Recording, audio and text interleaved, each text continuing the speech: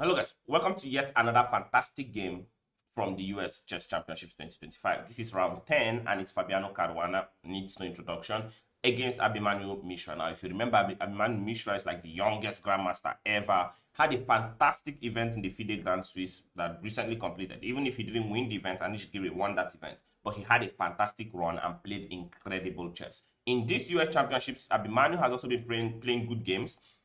But he's not had the best results so far. He's drawn literally all his games and not, I think he's had 2 losses or so, if I remember correctly.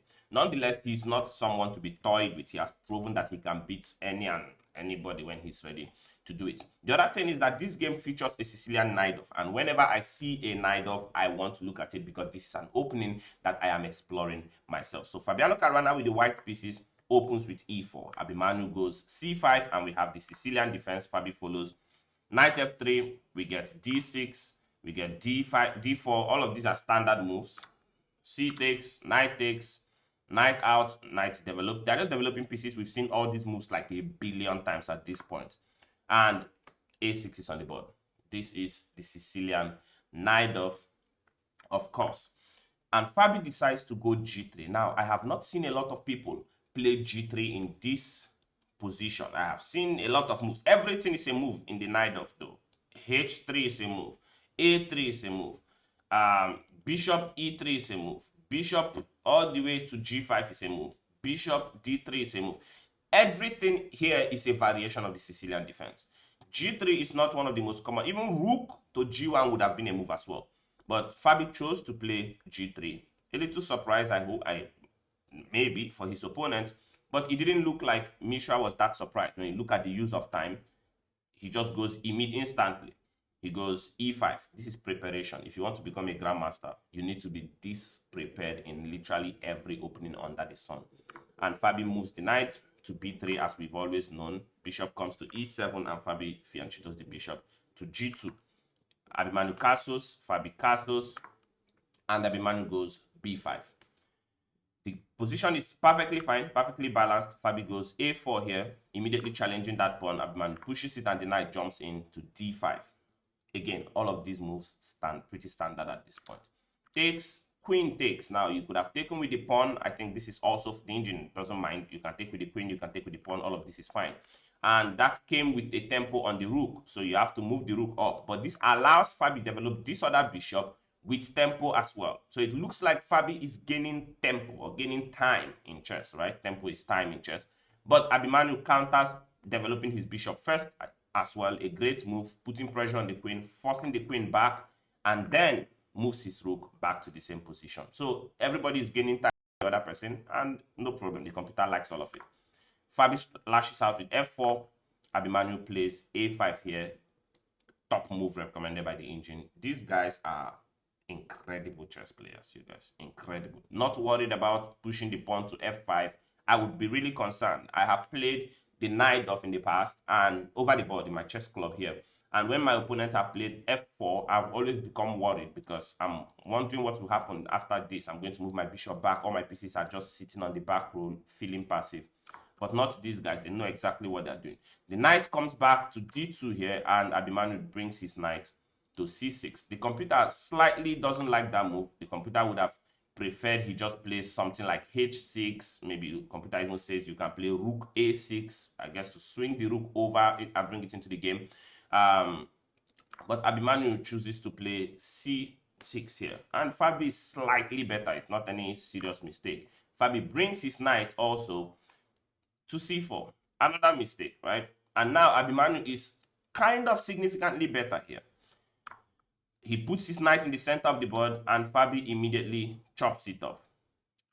Takes, and well, you can grab a pawn.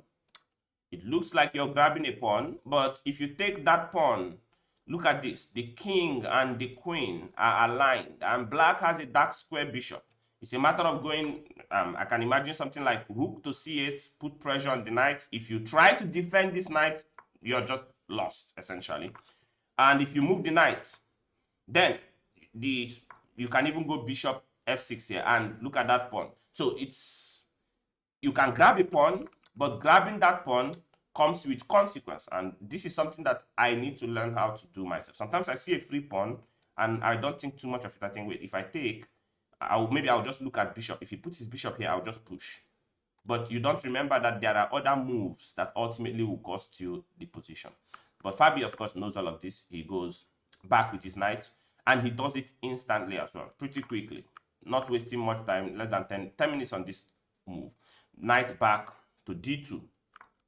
Rook comes here, and Fabi brings his rook to f2, preemptively defending the pawn. So even though it looks like the queen is defending the pawn, he brings his rook up to add a layer of defense to the pawn. Of course, you know that the bishop cannot come here because the knight is guarding that square. Abimanyu brings his bishop to f6. Mind you, Abimanyu is slightly better in this position. Fabi brings his bishop back to f1, essentially adding more defense, making sure that nothing is happening on this square. The queen comes out, and Fabi plays king g2. Abimanyu's position is actually getting slightly better and better.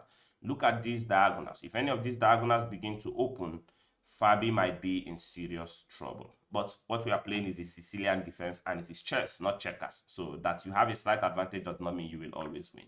The rook comes up, Abimanyu ready to double up, and Abimanyu moves his knight out of the way to add a defense to this pawn if necessary. Now, Abimanyu decides to chop off the knight. Wrong decision, bad move, because the advantage immediately switches over to Fabi. Fabi can capture with the queen, he can capture with the pawn. If I was playing 100 times out of 100, I would capture with the queen. But that's because I don't know how to play chess, right? But it's fine. The computer thinks both are okay, but the better move is actually c takes. Taking away from the center, voluntarily doubling your own pawns, and this is in fact the best move. And Fabiano Caruana finds it. I wouldn't find it. Will you find it? Probably not. Abimanyu doubles up, and Fabi comes back here, making sure that nothing is coming to this c2 square, as the queen and the rook both control that square perfectly. The bishop is probably going to bring itself to c4 as well to hold this position together in the future. Abimanyu goes back with his queen. It looks like the king is pinned, so Fabi defends the pawn like this. We get a few more moves played, and from here the players are just going to shuffle. Now, this is an equal position. It looks like there's no way anybody is making progress here. Like, there's literally no way, right? Maybe Fabi will come here, you trade off a pair of rooks or something of this nature. But you would look at this position and think that there's no way anybody is going to make progress. If I was playing, it looks very much like a draw. Abimanyu plays here, Fabi brings the queen, the king moves, the bishop moves, the rook moves, dilly-dallying all over the place. They will just keep moving back and forth, waiting. Fabi declining a queen trade here, showing that, okay, I still want to play on for a little bit, and maybe my opponent is going to make a mistake, and I'll be able to capitalize and win the game. The dilly-dally, waiting, repeating moves, and if they repeat long enough, you may actually just get a threefold repetition. Finally, Fabi decides, okay, you know what, let's trade queens. Right? So after trying, and his opponent is not making a mistake, okay, let's trade queens, let's transform the position a little bit, and then let's dilly-dally some more, and maybe my opponent will make a mistake. Isn't that something? Abimanyu accepts it, Fabi goes back, brings his king all the way to this part of the board. Brings his king all the way, brings the bishop, brings the king all the way. Notice that this pawn is only defended by that bishop. That pawn is on a light square, so in the future, this bishop may be attacking this pawn via a number of means. But for now, the position is still very much in the balance.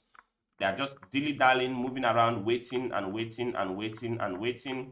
And Fabi, at the right time, decides, okay, you know what?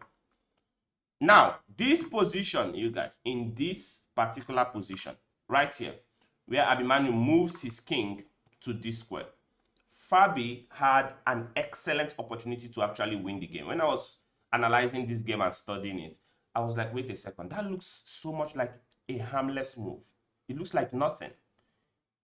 But the best move in this position also is something that if I played chess for 10 years, well, I will get better, obviously. I would have probably known how to figure it out. But if you give me this position 10 times out of 10, I will not play this move. The move here is bishop to a6. What does bishop to a6 do? Okay, you can trade, takes.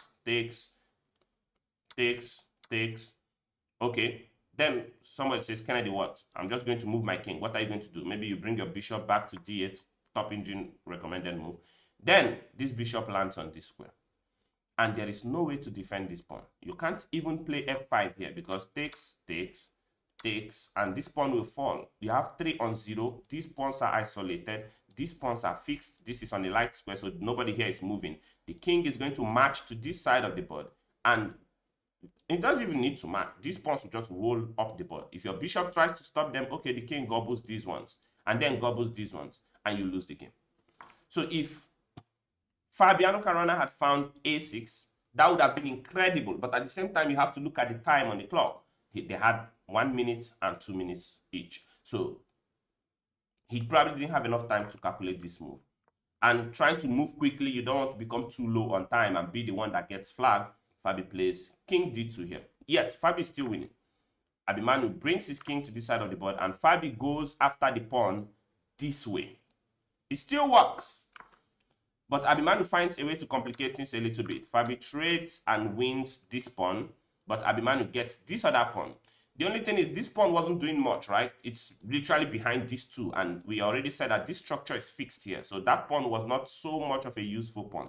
Fabi moves his rook to this part of the board. Now he's basically saying, I can try to push my pawn if you allow me. They just keep dilly-dallying, and now Abimanyu is able to bring his rook over to this side. I don't know why Fabi allowed him to do that. I felt like in this position, maybe Fabi would have just gone for it. And if you take, then, okay, the rook is activated. This pawn is now going to fall for sure. I don't know why Fabiano did not do it. Maybe he has other things in mind. But he moved his king and allowed Abimanyu go back with the rook. Fabi played e5 here, and Abimanyu was able to now swing this rook over to this side of the board. And all just like that, all the advantage that Fabi had is completely gone. The position is back to dead drawn. It was lost a few moves ago. Now it's back to drawn. So the dilly-dallying has to continue. Fabi wins a pawn. Well, not really wins a pawn. They trade pawns here. And notice that we have opposite colored bishops. So you expect that this endgame might be a draw. Or shall it be a draw? Fabi fixes the bishop and moves his rook. He trades the g pawn for the c pawn. And now white has a slight advantage once again. This feels very much like the type of endgames that Magnus would play. You just keep playing and playing and playing. The position looks like it's equal, but it's not quite equal. And the movement begins. Everybody begins moving. Abimanyu checks here because if you don't give this check, that pawn is going to fall. And this 2 on 0 is going to definitely be winning. Now it's not going to be a question of if, but when. Fabi puts the rook on this square. Why is this important? Because when you push this pawn here, Fabi is able to come back with the bishop. Now, this blows my mind how these guys think of the position. I would, maybe in this position, if I was playing, I would just maybe go here. And in my mind, I would probably be thinking, oh, I can take this pawn maybe if this rook ever moves. But when you see that, you realize, wait, if you bring your bishop back here now, it looks like the black can just sack. If you take back, push.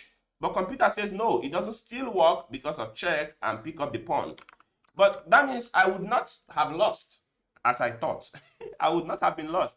But the reason why Fabi literally played rook to a6 here is actually a similar idea. So b5, or yeah, rook to b5 would have been just as fine as well. Rook to b5 or rook along these lines, I think, would have been fine as well. But Fabi goes rook a6, an incredible move, much better than the one I had proposed. I would go rook b5 here. That's the first move that came to my mind when I was doing the analysis. And Abimanyu pushes the pawn. Now, the idea is simple. But if you do nothing, I'm just going to queen, right? If this bishop does not come back immediately to stop the pawn, I'm just going to push 1, 2, and I queen. So Fabi has to bring back the bishop. Now, if this rook was anywhere else, like on a8, for example, if Fabi had put that rook on a8, then this tactic would have worked. I'm going to show you the position in 1 second. So let's say Fabi had gone, I don't know, check maybe, right? Let's say Fabi gave a check and the king moved.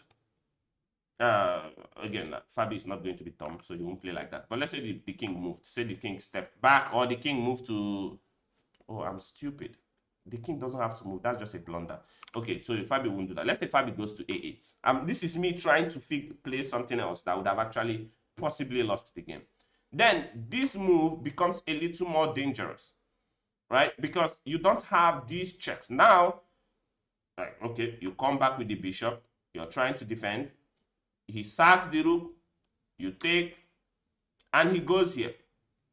How are you stopping this pawn from becoming a queen? You have to go check. That doesn't even work.